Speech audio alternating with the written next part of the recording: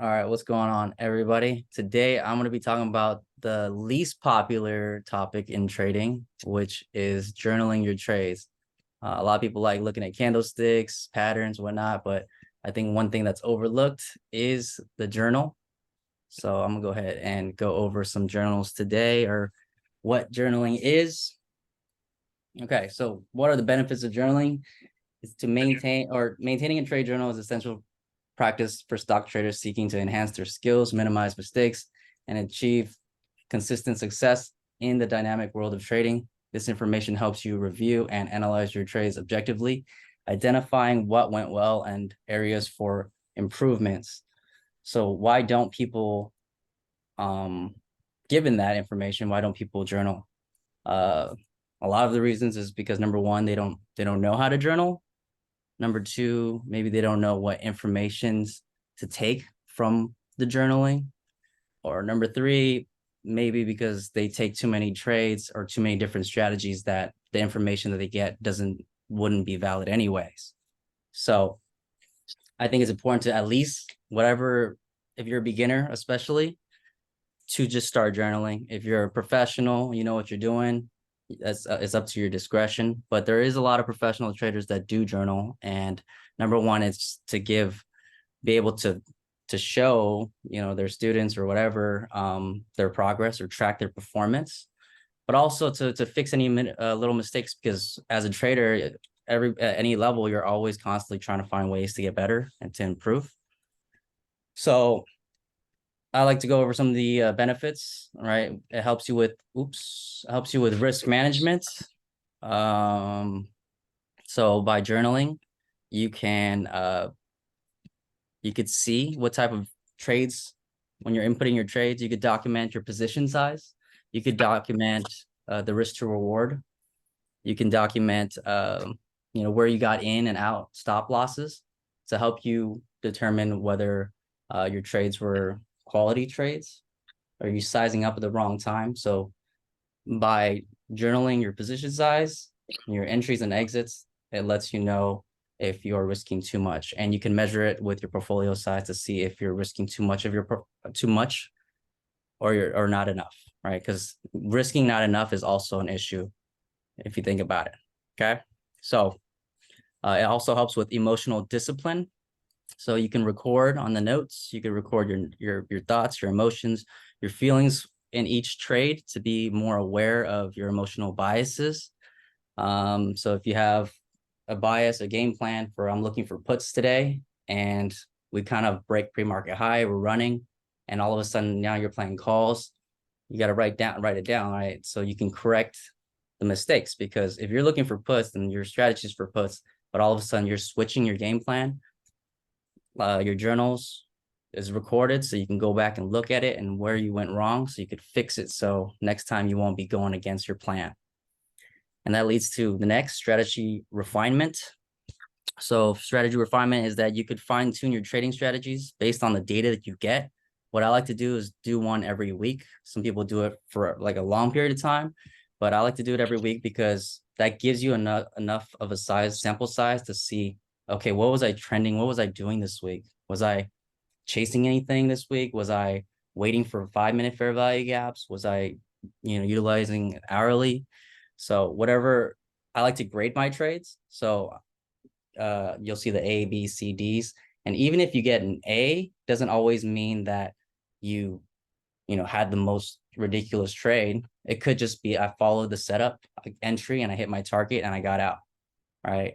And if you get a B or C, doesn't always mean that it's a winning trade. You could still make a good trade and you might have got stopped out. But if you followed all the criterias, then you could still give yourself a good grade, because you're just following your rules. And that's the goal. The goal is the process. The goal isn't always just the outcome. You want to make sure you can last a long time. So you got to focus on the process and how you can get better. And another thing is accountability.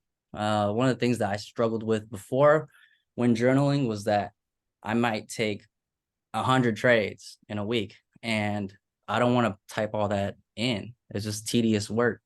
But that's just letting you know, the journal is letting me know, hey, maybe you're taking too many trades. And if you want to type all of this in, maybe you shouldn't be taking that much.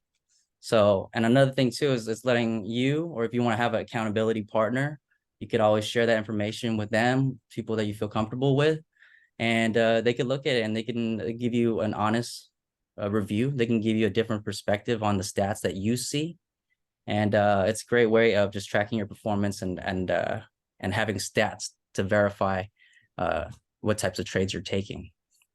And it also helps build confidence. So when you have trades, certain things are working. You have a couple of trades that you take during the week that you give yourself an A.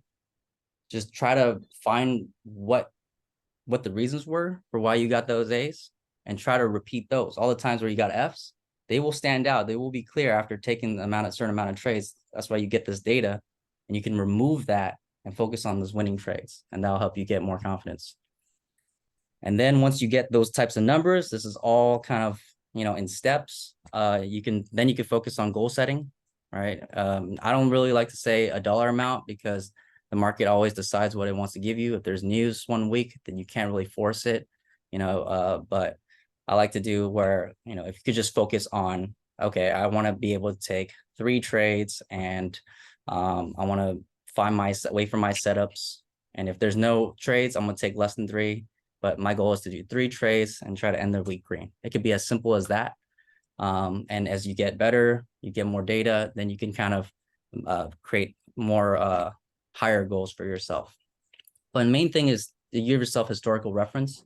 So by journaling trades, I like to do every week. And after a certain amount of time, if even for the people who just screenshot their charts, they'll look at their screenshots from a long time ago and it's like, wow, I used to use the MACD. I used to use the Bollinger Bands. And you'll see like that even from just the screenshots, you'll notice the difference. But imagine if you're using the stats and the information, such as the position sizing and all that stuff, that will just help you, enhance what you've been doing. Right? There's a lot of times where you're putting a lot of screen time in, but you need the data in order to get better. So let's move on to the next. Any questions so far? Is this making sense? Feel free to unmute yourselves. All right. Yeah, I'll move on to the next one. All right. So there's somebody named Jared Tendler. He's a trading coach psychology. He was a former golfer who had his difficulties, but I think he's now transitioned over to working on the psychology. He works on the psychology with golfers and other high intensity activities, such as working with gamblers and work like card games and working with traders. And a lot of the barriers that he mentions were which is psychological. So his philosophy is that he has a mental game of trading. He has a strategy for that that is designed to remove negative emotions that affect decision-making and the way you execute. He says the emotions are fear, greed, anger, too much confidence, or a lack of confidence are things that affect the way you make your decisions. So if you could take care of those issues, then you can focus on the discipline issues. But a lot of times people think that they need to be more disciplined in order to trade better. But he talks about how you got to work on your emotional side first in order to work on the discipline side. Then you can work on trading, because you might have your rules set, but you might break them because of your emotions. So yeah, so these are just a couple things that he uses to grade how people are thinking in their trading. And I think that, that's why it's important to grade your trading. However, whatever metrics you want, you could have, a mental or tactical side, but it's important to just grade it so you can go back and just filter out which one was the good trading and which one was the bad trading. Oops. Oh, thanks for responding, guys. All right. So I just want to show an example of a quality trade first. This was a trade that I saw 4 hours. We had a red 2 up, which is basically a spinning top or a doji, whatever you want to call it. It's a doji indecision candle at resistance. So what I do is that I have a a level just right below it. So if price breaks below, this is called a 2-2 reversal, also known as an evening star.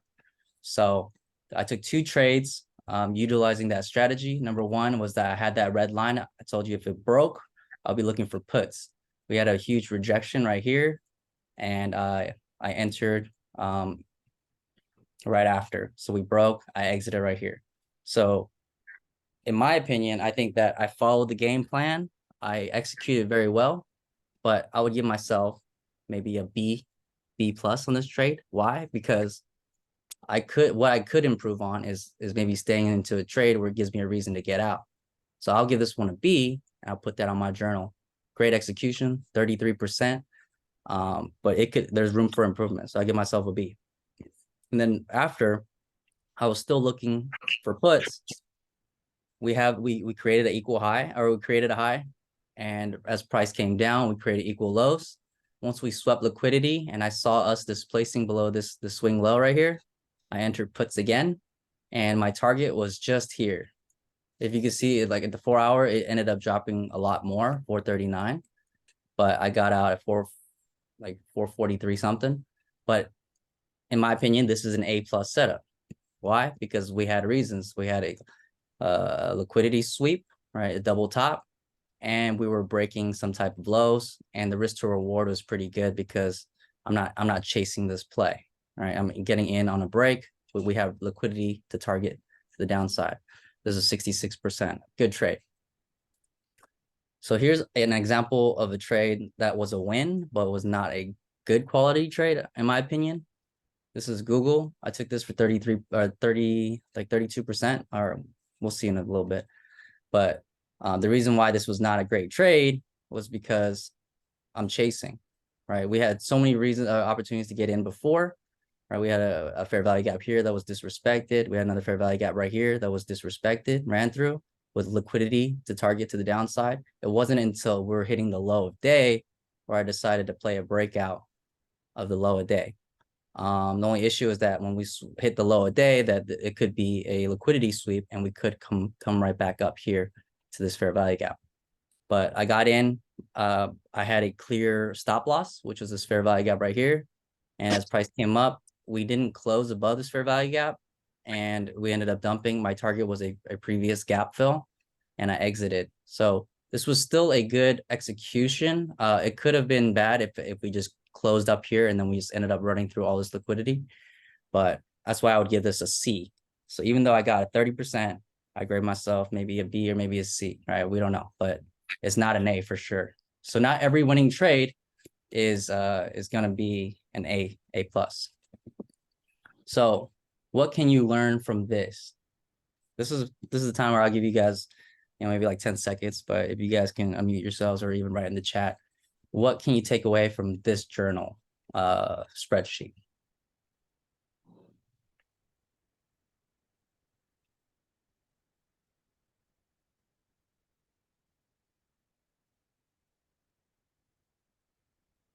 All right. I think looking at it, I mean, one thing that I noticed, or that that I can see, is that based on your winning trades, are you more successful with calls versus puts? So okay, could that be a determination to say, hey, you should probably focus on this because you're really good at it, as opposed to, I don't know, just something that caught my no, that's eye. good. That's good, because even you've said it before, right? That I see calls, I don't see puts.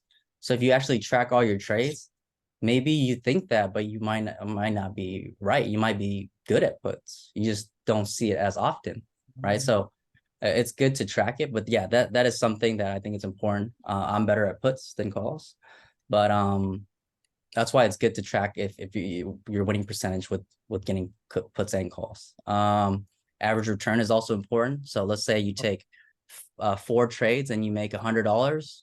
Your average return is what, like 25? And let's say you take your 5th trade, you break even. You take your 6th trade, you break even. Take your 7th trade, you break even. This lowers the average return. So that'll let you know, like, hey, you're just wasting trades. You're wasting buying power. So it's important to limit your trades. And if you maximize your results, you can get your average return higher than the previous month or week whenever you trade. But you'll realize that, hey, the more trades you take doesn't mean Like you might have a bigger ending balance, but this will ruin your average return. So that means you're trading a little bit more riskier, and maybe your win ratio may not be as high as well. So the thing I like about this journal is that it's, you could put your expiration date, put your strike, the quantity of amount of contracts, and it'll give you some data. So let me see if I can. All right, this is a buddy of mine's. What are some things that stand out to you? He didn't input it correctly, so this calls and puts kind of didn't register, but based off the information that you see right here, and he was messing with this too. I think he started with a cumulative return, so it'd be like 1485 or something, but he was messing with this. So that's not the point, but what are some things that stand out to you on just looking at his journal? Some things that you can catch and improve right away. For me, you could see that every strategy is a little bit different. I mean, it's okay to have multiple strategies, but it's a little different. RSI 15 over 85. Look for a scalp, gave 20 cents risk, 15-minute trade. Okay.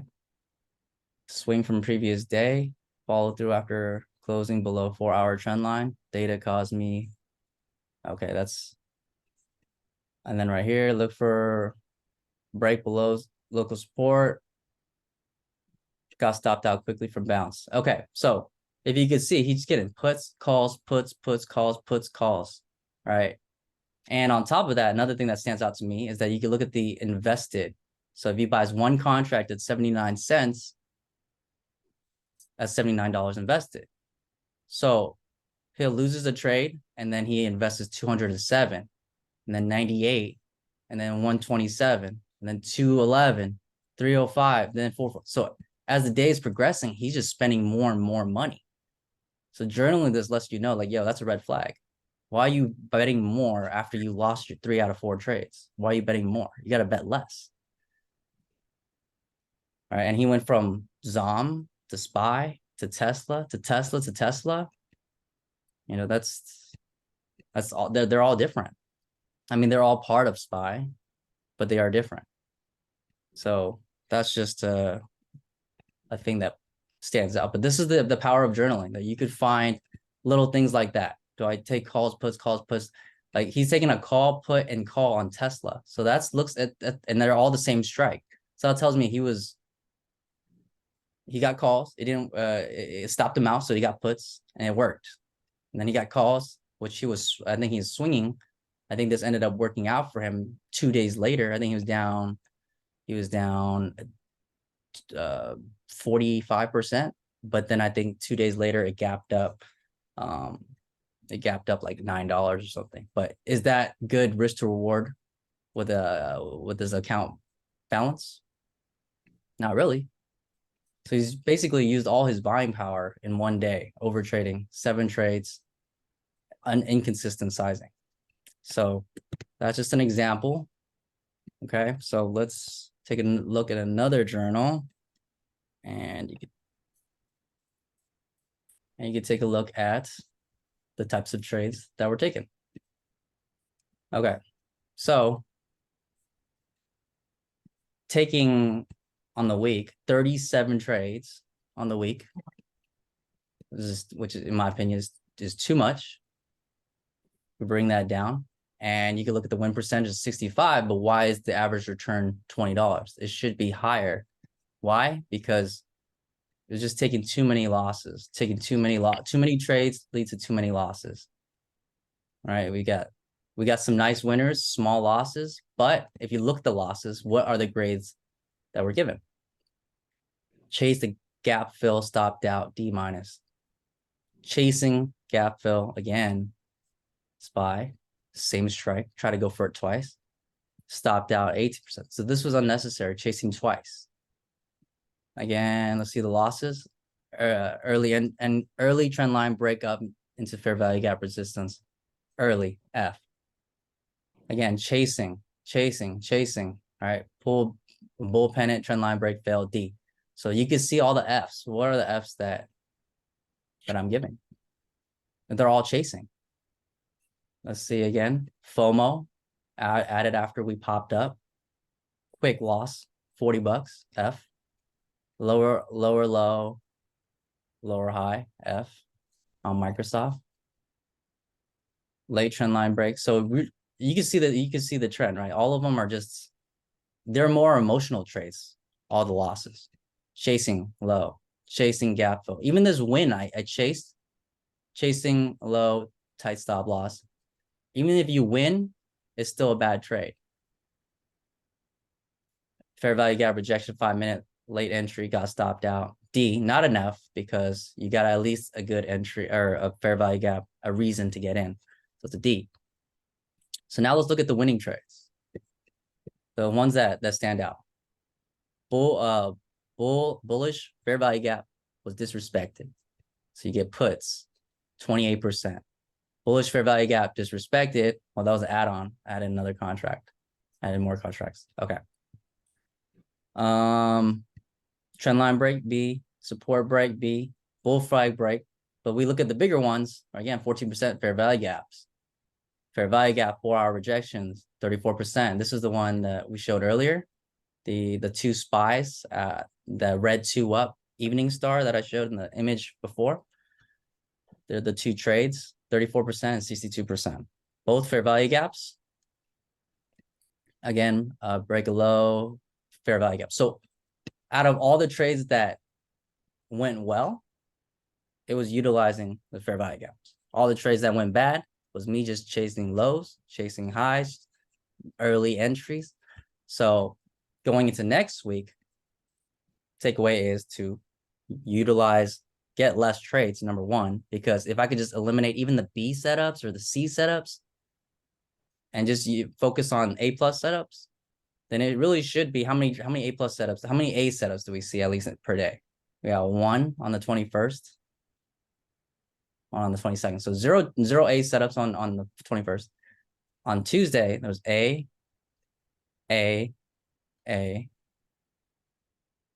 That was it. So that's 2 trades because one was an add-on. Again, 23rd, A. That's one trade that was an A. 24th, 1. So that's, you guys get the point. The point is the journaling, you got to write the notes. It may be annoying to type in this nonsense, right? Chasing low a day, chasing high a day, right? This guy got puts and then calls, right? Back to back, unnecessary. So by journaling, you can give yourself this data, and then next week you can compare the information you got this week to next week, and that's how you just kind of weed out all the bad tendencies, and that's how you can focus on your emotions. And the more you trade fair value gaps, the more you have success. So respect the fair value gap, respect your strategy, and that's how you work on your emotions. But yeah, so that's the mainly thing. The main thing I wanted to cover today. I was open this up to discussion. You guys want to have a conversation? Anybody have anything to say? Oh, what's up, Raj?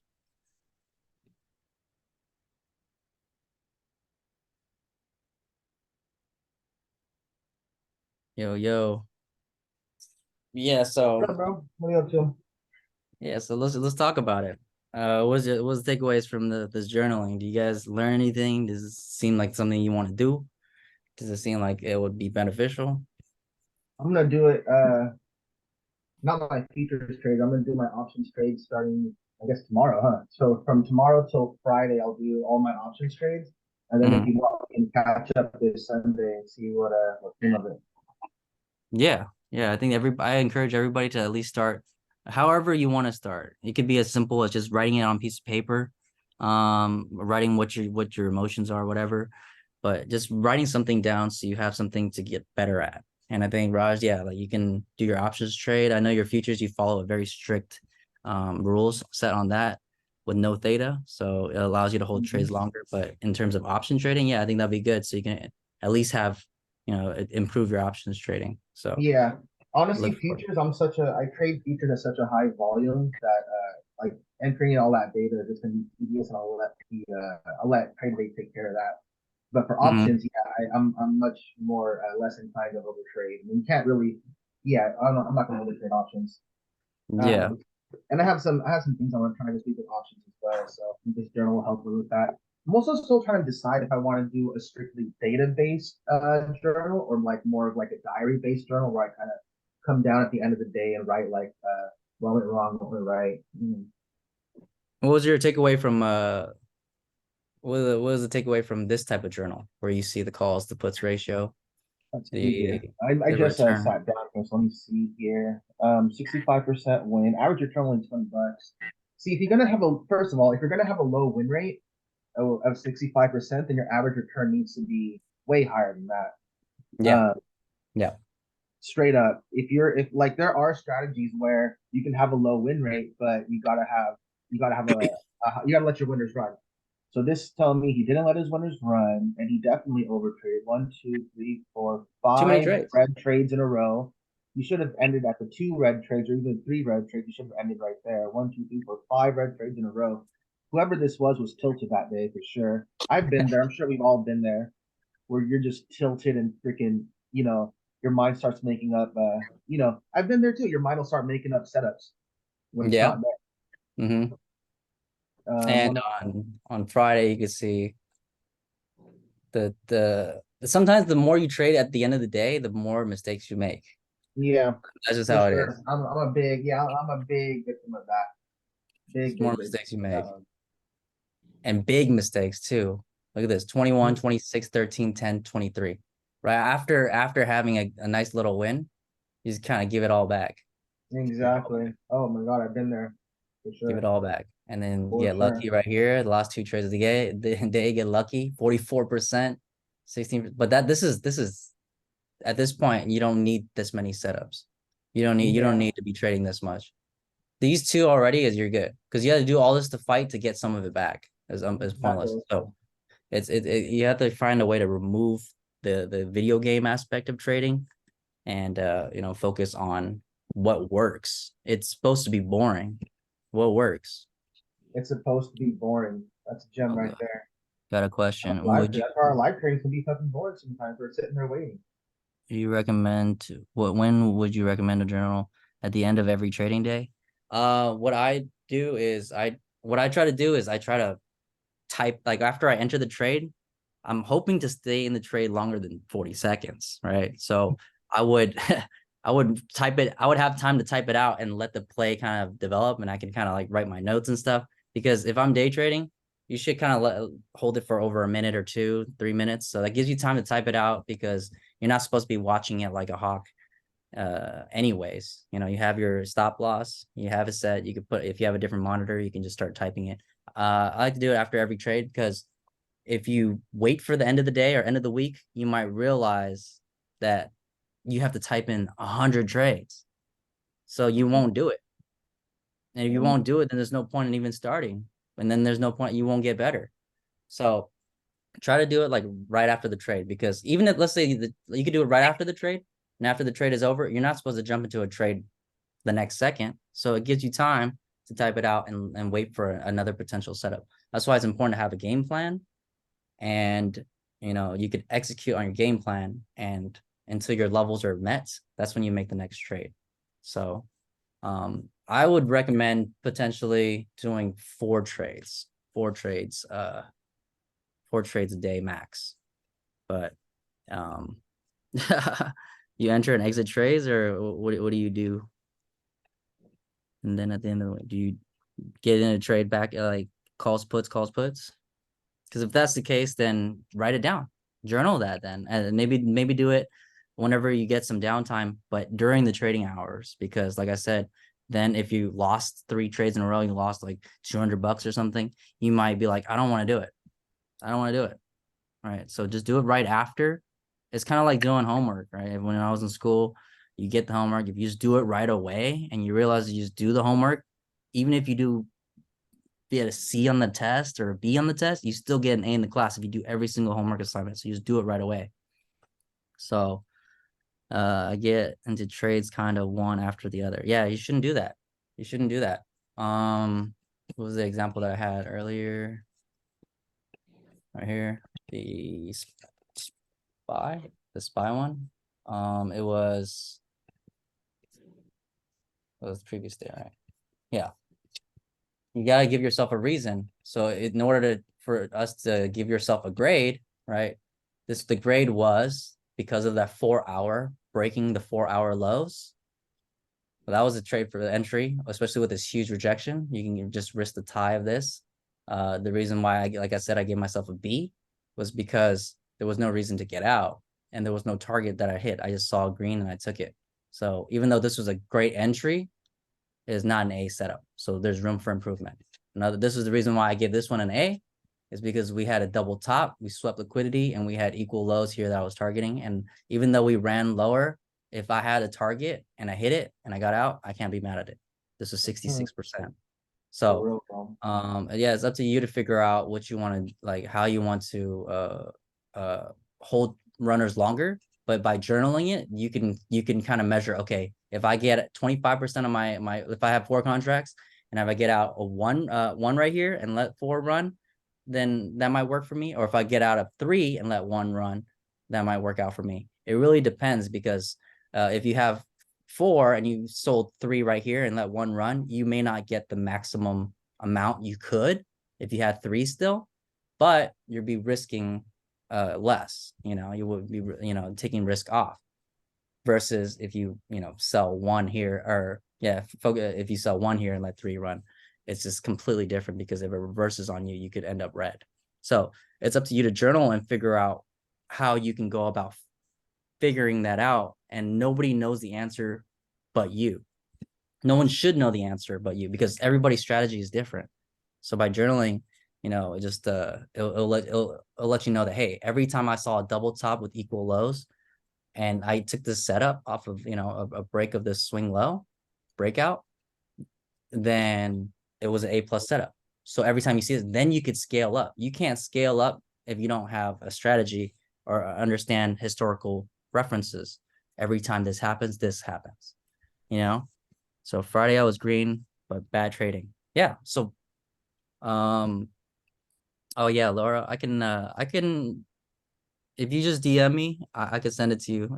I think it works for both Apple and Excel. But just DM me and then I'll send it to you. But yeah, by going back to Jade, when you said you had green day but bad trading, there's plenty of green you see, but that's not all A's. A-, this was 14%. TP low day, but this was a B. So there's a reason for why this wasn't an A. This is a winner. C. There's a reason why. So that's why you go back and you look on the chart at the time, and you could input it and you could figure out, okay, where did I enter? Why did I exit? And that's how you journal. And either you could screenshot it. If you have a group chat, you could just send it to them. And whether they see it or not, at least you're doing your due diligence of making sure you're recording what you did before and how you can make it better.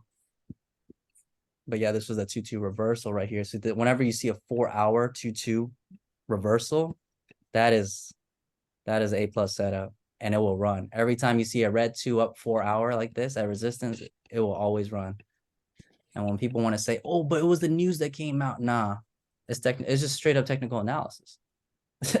That's it. Lower high. We got a fair value hourly this is hourly fair value gap, but we got a 4-hour red 2 up. So it's just technical analysis. So if you just have your plan, it really doesn't matter if there's news or not news. You just want a piece of it. Like I said, all that was taken from this trade was only, was only how long was this trade? You see 1, 2, 3, 4, 5. So if you have proper position sizing, it would just be a 5-minute day for you. Your day is over. 5 minutes if you bought 10 contracts, 66%. But if you bought 4 contracts, then you got to figure out how you want to let it run. So it really doesn't matter all the news and everything. I mean, it does, depending on like if you want to trade all day. If you have a game plan and you have a journal, you just stick to one strategy, I think you'll be pretty good. So that's the main goal of today's class. Melena, are you gonna say something? Sorry, I'm mute. Oh no, it was just on mute from earlier. But yeah, and I think one of the things I noticed is that one, like some of the trades weren't consistent. Like I think it was consistent, like consistently taking 4 contracts, but then the sizing was off. Like I think one of them that he played Tesla was like $1,000, and it was just kind of like whoa, Oh, and that was, yeah, you only made like 20 something dollars. You know what I mean? So you wasted a lot of capital that well, you this risked a is lot of capital that could have went south. yeah, this is Tesla, 145. Yeah, this Tesla right Oh here, no, no, 211 it wasn't that one. Oh yeah, for you're right. $7. So Yeah, he risked $211 and then he got scared and he took $7. yeah. But he was up 25%, but he didn't want to let it go Oh, again. He didn't want to let it and go. then So this is not enough for him. This is not enough with this size account. 25% is not enough. So I'm glad he wrote this down so someone can call him out on it. That's why a part of the class was about accountability. So yep. not to demonize him for not taking profits at 25%, but it's just to let him know, because at the end of the day, I'll forget about this trade tomorrow, right? If he sends it to me, I'll forget about. But I'm giving him the feedback to where, okay, it's at least I mentioned it. So when he's up 25%, if he has one contract, just take it. But you can see he just wants the home runs. He got the 47 right here on the puts Yep. right after. It went against him, and he just switched biases and bought the same strike price puts. Huh. So you see that puts, calls, puts, and then he sold it, and then he got calls, and then he Yep. swung it. So that's crazy. And he's doing 0 DTEs too. So a No, lot of the losses he had earlier. this was Oh, 2 week that one has a longer expiration, but I mean yeah. earlier playing 0 DTEs and he was losing. You know what I mean? So it's kind of like, Yeah, that's why the percentage probably gets all crazy. But then he swung this, and then yeah, 2 days later it went up like $9. So he made a lot on this trade, but with no strategy. He's just RSI oversold. He's trading, yeah. But the trend lines are what works for him though. The trend lines. So if trend lines works, mark it out, and every stick time with that. trend line break. That's my thing. That's my thing. So spending all this and 43% win ratio, but he also ended up with the average positive return. So it's mainly just because he got lucky right here. So that's why it just shows you if you're lucky or not. When and where would you post this recording? I'll post this on the Discord tonight after this, right Share after your this. channel and pin it. Let me just stop this recording because everything was talked about. So